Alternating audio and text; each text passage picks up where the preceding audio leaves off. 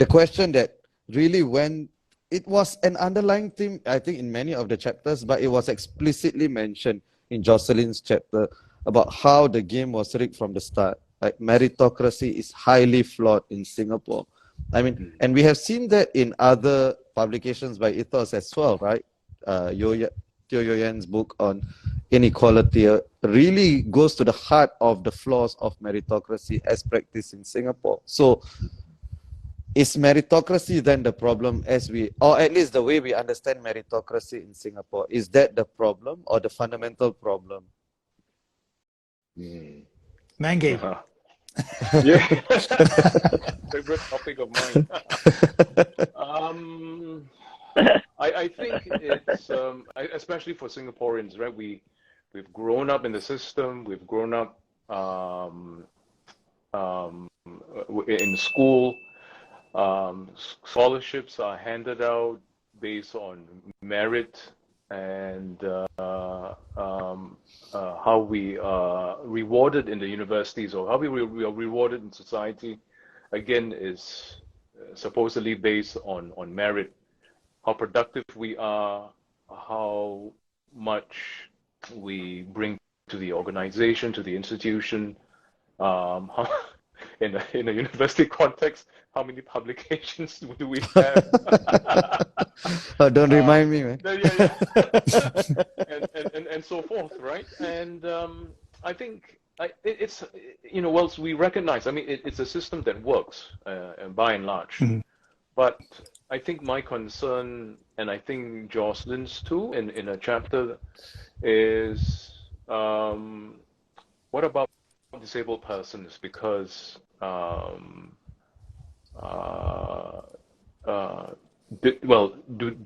do they have equal access to the system, right? To begin with, I mean, just starting there, already we can make a case and say,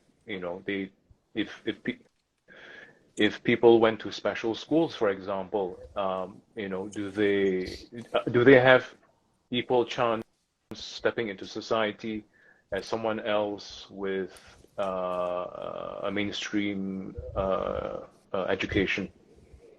Given that we are so much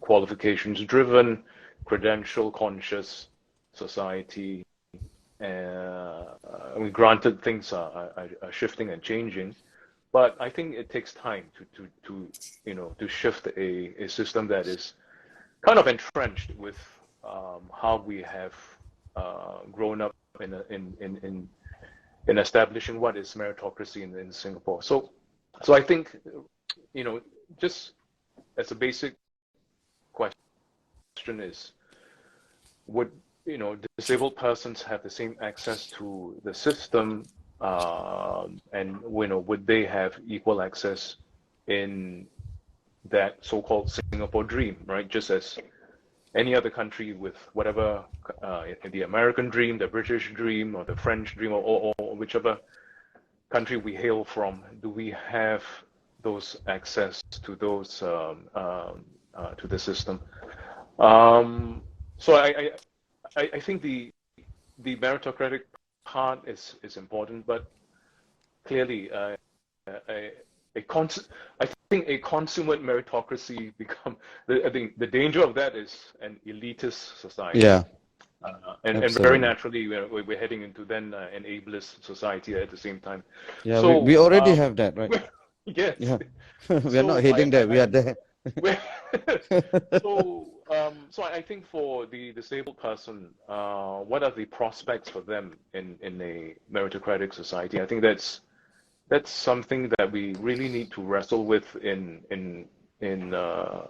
opportunities,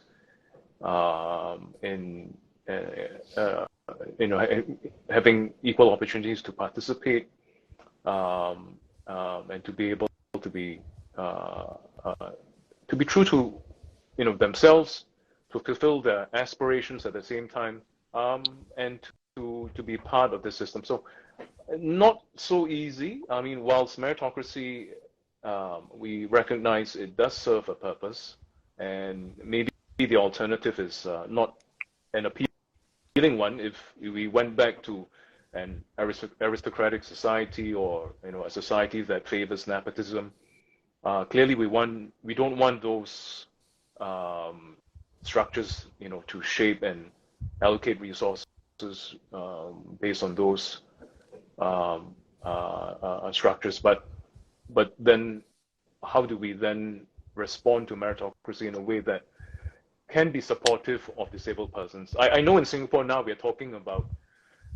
we hear, right? So often we are talking about compassionate meritocracy, we're talking about ongoing meritocracy, we're talking about an inclusive meritocracy, but I mean, these are good attempts in trying to mitigate the essence of meritocracy. But I think how do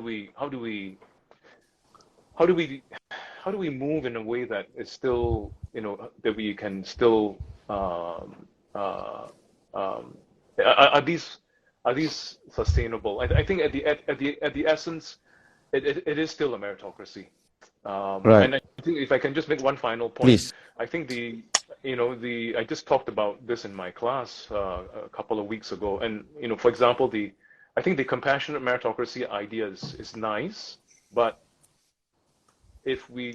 I'm sure for disability advocates and scholars will very quickly say, but that's in some ways, why do we have to have a compassionate meritocracy where disabled people need to receive compassion? I mean, while compassion is a good thing, I think it's also important that we create opportunities where disabled people can fulfill for themselves and realize, right, their dreams and aspirations in a way to fulfill those dreams, and not necessarily to be supported through compassion. I think that's great. That's a great answer. And I feel like that the term compassionate meritocracy is basically an admission of sorts that meritocracy is not working, right? But you're right, and when the government talks about compassionate meritocracy, they are not even really talking about persons with disabilities, right? They're talking about lower socioeconomic status, right? Which in the first place, as you rightly said, right? Why should their success in life be based on other people's compassion, right? This should be something that should be a right, rather than based on the goodwill of others, which is always a dangerous thing to rely on, the goodwill of people, right, rather than actual institutions. So I mean, embedded there again, you kind of, I mean, compassion is a good thing, but it also perpetuates this sense of obligation, and you feel indebted in some ways. Right. We should strive to. Every society should strive towards a compassionate society, right? But I don't think we should build our institutions on the basis of compassion, or I think we should assume that there is no compassion and then build our institutions around that, while hoping and aspiring towards a compassionate society.